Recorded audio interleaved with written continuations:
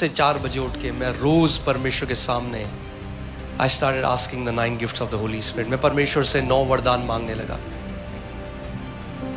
मैं रोता परमेश्वर की उपस्थिति में कि प्रभु मुझे सामर्थ्य दे, मुझे अभिषेक दे, मुझे 9 वरदान दे।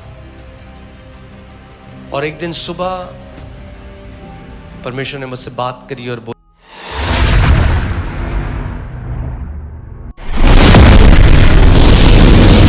प्रेज द लॉर्ड परिवार, स्वागत है आप सबका मेरे channel touch the Holi spirit में। मेरे प्रियो, क्या आप भी चाहते हैं कि मेरे द्वारा अंधे देखें, लंगड़े चले, बहरे सुने, कोढ़ी शुद्ध हों, मुर्दे जी उठें, मैं भी परमेश्वर के अद्भुत और आश्चर्य कर्मों को करूं? क्या आप अभिषेक चाहते हैं? क्या आपके अंदर भी भूख प्यास है आत्मा के 9 वरदानों की? क्या आप भी परमेश्वर की बुलाहट के प्रति कुछ करना चाहते हैं?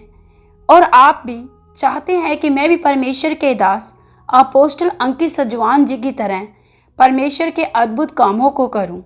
तो मेरे प्रियो, आज इस छोटे से संदेश में परमेश्वर के दास अपोस्टल अंकित सजवान जी ने अपनी गवाही से बताया कि कैसे मैंने आत्मा के 9 वरदानों को पाया, कैसे परमेश्वर मुझे अपनी सेवा में अद्भुत रीति से इस्तेमाल कर रहे हैं।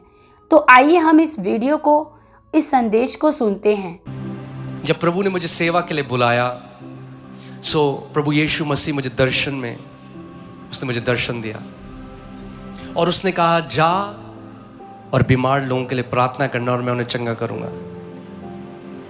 और यही वो करता आया है। अब 12 साल हो चुके हैं। हमने कैंसर, अंधे, लंगड़े, आप सबने वो वीडियोस देखे हैं, डॉक्टर्स रिपोर्ट देखी है कई लोगों ने, अगर देखी है आपने तो। जो गवाहियां हम लेते हैं वो डॉक्टर्स से वेरीफाई करके फिर हम लोग दिखाते हैं। और एक बात जो प्रभु ने कही थी उस दर्शन में, वो मैं कभी भूलूंगा नहीं, और वो ये थी, उसने कहा जा बीमारों के लिए प्रार्थना कर, क्योंकि चंगाई मेरे प्रेम का प्रकटीकरण है। चंगाई उसके प्रेम का प्रकटीकरण है। बिल्कुल मेरे प्रियो, परमेश्वर के दास ने यहाँ जो बात कही है वह सच में सुनने लायक है, क्योंकि आज बहुत से मसीह लोग अपनी चंगाई के लिए परमेश्वर के सामने रोते हैं, गिड़गिड़ाते हैं और कहते हैं कि परमेश्वर तू हमें क्यों नहीं चंगा कर रहा, क्योंकि वो भूल गए हैं कि परमेश्वर ने पहले ही दिन से हमें चंगाई दे दी है। चंगाई तो पहले ही हमें मिल चुकी है और हमें इस चंगाई को अपने जीवन में ग्रहण करना है, क्योंकि चंगाई परमेश्वर के प्रेम का प्रकटीकरण है। मेरे प्रियो, ध्यान से सुने इस वचन को। आप जानते हैं, जब मैं बचपन से परमेश्वर को ढूंढ रहा था, मेरे पिताजी आज यहाँ हैं, आप उनसे पूछेंगे। मैंने आपको बताया था मैं एक हिंदू राजपूत परिवार से हूँ। मैं इंजीनियरिंग कर रहा था, इलेक्ट्रॉनिक्स एंड कम्युनिकेशन इंजीनियरिंग। और उस समय स्कूल में पापा का एक स्कूटर होता था, वो स्कूटर स्टार्ट करता था और स्कूल जाने के बजाय मैं ऋषिकेश हरिद्वार चला जाता था। और मैं तलाश रहा था, मैं ढूंढ रहा था। मुझे नहीं पता था कि परमेश्वर खोया नहीं है, मैं खोया था, परमेश्वर मुझे ढूंढ रहा था। बिल्कुल मेरे प्रियो, मैं भी परमेश्वर को दिन रात ढूंढती थी। मूर्तियों में, पत्थरों में, हर जगहों पर घूमती थी, फिरती थी और कहती थी कि सच में कोई तो परमेश्वर होगा। मैं भी परमेश्वर के दास की तरह ही परमेश्वर को खोजती थी। मुझे भी आज अपनी बात याद आती है। वास्तव में परमेश्वर नहीं खोया था, मैं ही खोई हुई थी। परमेश्वर ही मुझे ढूंढ रहे थे। और मैं विश्वास करती हूँ कि मेरी तरह परमेश्वर आज आप लोगों को भी ढूंढ रहे हैं। आगे सुनते हैं। पहली बार मैं ऐसी एक मीटिंग में गया जहां लोग प्रभु यीशु मसीह की आराधना कर रहे थे। और जैसे ही मैं उस कमरे के अंदर गया, मैं फूट फूट के रोने लगा। कोई कुछ बोल नहीं रहा था उस समय।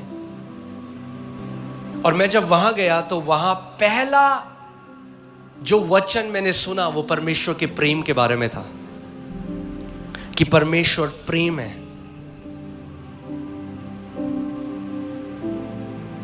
और जब मैंने वो सुना पहली बार तो मैं बहुत ही नाराज हो गया परमेश्वर से, क्योंकि मैं सुबह 4 बजे उठता था। मैं 19 साल से परमेश्वर को तलाश रहा था, मगर मैंने परमेश्वर को कहा, मैंने कहा प्रभु आपने कभी मुझे नहीं बोला कि आप मुझसे प्यार करते हो। तो मैं वहां से वापस आया, उस घर से वापस आया, मैं छत में गया और छत में जाके मैं आसमान की तरफ देख रहा हूं और अंदर से उस डेस्परेशन में मैंने कहा कि प्रभु क्या आप सच में मुझसे प्यार करते हो? क्या आप मुझसे भी प्यार करते हो? और अगर करते हो तो मुझे बताओ आप मुझसे कितना प्यार करते हो। और मैं अपने कमरे में वापस आ गया, और जब मैं अपने कमरे में वापस आया तो मेरे कमरे में एक आवाज जैसे गूंजी। मुझे नहीं पता वो ऑडिबल थी, औरों को वो सुनाई देती या नहीं सुनाई देती। मेरे लिए वो बहुत ऑडिबल थी या जो सुनी जा सकती थी। और उस आवाज ने कहा, रीड यिर्मयाह 31:3, यिर्मयाह 31:3 को पढ़। मैंने परमेश्वर से 2 सवाल पूछे थे, क्या आप सच में मुझसे प्रेम करते हो? अगर आप करते हो तो मुझे बताओ आप मुझसे कितना प्रेम करते हो। और जब वो आए, और मेरे पास तब तक बाइबल मैंने कभी अपनी लाइफ में नहीं पढ़ी थी। आप जानते हैं ये क्यों परमेश्वर का वचन है? क्योंकि परमेश्वर के वचन ने मुझसे तब बात करी जब मैंने इसको पढ़ा नहीं था। ये जीवित परमेश्वर का वचन है, ये कोई धार्मिक पुस्तक नहीं है। और जब मैंने पढ़ा उसमें तो लिखा था, यहोवा ने मुझे दूर से दर्शन देकर, मैं तुझसे सदा प्रेम रखता आया हूं और इसी कारण मैंने तुझ पर अपनी करुणा बनाए रखी है। तब मुझे समझ में आया, मैं तो उसे अब जानना मैंने शुरू किया है, मगर वो तो मेरे एक एक श्वास को, वो मुझे बनाने वाला है। जब मैं अपनी माँ के गर्भ में था, जब मेरे माता पिता मुझे नहीं जानते थे, वो मुझे जानता था। जब आपके माता पिता आपको नहीं जानते थे, वो आपको जानता था। बिल्कुल मेरे भाई बहनों, सेम परमेश्वर का प्यार ही है जिसने हमें अपनी तरफ आकर्षित किया। यदि हम अपने जीवन को देखें तो हम भी इसी प्यार के भूखे प्यासे थे, क्योंकि इस समाज से हमें प्यार नहीं मिला था। इस समाज के लोगों ने, इस समाज के झूठे ईश्वरों ने हमें दुख, पीड़ा, तकलीफ, रोना, कराहना ही दिया। लेकिन सच्चा प्रेम केवल प्रभु यीशु मसीह ने किया, और उसी का प्रेम है जिसकी वजह से आज हम उसके याजकों का समाज, चुना हुआ वंश और राजपदाधिकारी हैं। आज उसने हमें अपना ले पालक बेटा बेटी बनाया है। सच में मुझे अपनी सारी वो बातें याद आ रही हैं कि कैसे मैंने परमेश्वर के उस पहले एनकाउंटर को पाया, कैसे परमेश्वर ने वो प्रेम को मुझ पर जाहिर किया। आइए आगे सुनते हैं। मैं प्रभु में बढ़ने लगा तो हर जगह कोई बात कर रहा था अभिषेक की, अनॉइंटिंग की। और क्योंकि मैं सुबह उठा करता था तो मैं फिर से 4 बजे उठ के मैं रोज परमेश्वर के सामने I started asking the 9 gifts of the Holi spirit. मैं परमेश्वर से 9 वरदान मांगने लगा। मैं रोता परमेश्वर की उपस्थिति में कि प्रभु मुझे सामर्थ दे, मुझे अभिषेक दे, मुझे 9 वरदान दे। और एक दिन सुबह परमेश्वर ने मुझसे बात करी और बोला, तू जो मुझसे पवित्र आत्मा के 9 वरदान मांगता है, क्या मैं उन 9 वरदानों से उत्तम नहीं? इसका मतलब ये नहीं कि वो हमें वरदान नहीं देगा, इसका मतलब ये कि वो हमें चंगाई नहीं देगा, मगर जब मैं आपको एक कहानी बताता हूं, ठीक है, तो आप समझोगे इस बात को। एक बार एक राजा था, उसके अंदर बहुत करुणा आई अपनी प्रजा के लिए, तो उसने अपना पूरा राजमहल खोल दिया और उसने अपने लोगों को कहा कि मेरे राजमहल में आओ और जो चाहिए वो ले लो, जो जिस चीज पे हाथ रखोगे वो तुम्हारा। तो कोई आए, सब लोग भीड़ भाग के आई। तो किसी को राजा का टेबल बहुत पसंद आया, टेबल पे हाथ रखा, तो राजा ने कहा ले जा। किसी को राजा का कुर्सी बहुत पसंद आई, तो कुर्सी पे हाथ रखा, तो बोला ये ले जा।